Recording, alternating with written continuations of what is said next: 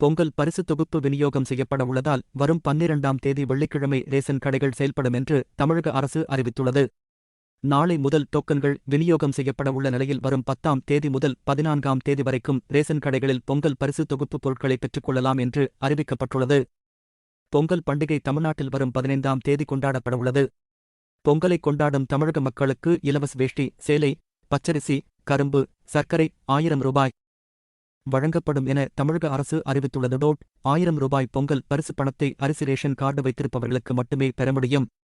மத்திய, மாநில அரசு ஊழியர்கள், பொதுத்துறை நிறுவன ஊழியர்கள், வருமான வரி செலுத்துவோர், சர்க்கரை அட்டைதாரர்கள், பொருளில்லா அட்டைதாரர்கள் ஆகியோருக்கு தமிழக அரசு அறிவித்துள்ள பொங்கல் பரிசு தொகை ரூபாய் 1000 வழங்கப்படாத பொங்கல் பரிசு தொகுப்பை உரிய முறையில் வழங்குவதற்கு அனைத்து முன்னேற்பாடுகளையும் ஆட்சியர்கள் மேற்கொள்ள வேண்டும் என தமிழக அரசு கேட்டுக் கொண்டுள்ளது. பொங்கல் பரிசு தொகுப்பு தொடர்பாக பொதுமக்கள் புகார் அளிக்க கட்டுப்பாட்டு மையம் அமைக்க வேண்டும். 19 67 1800 42555901 ஆகிய எண்களில் பொதுமக்கள் புகார் அளிக்கலாம்.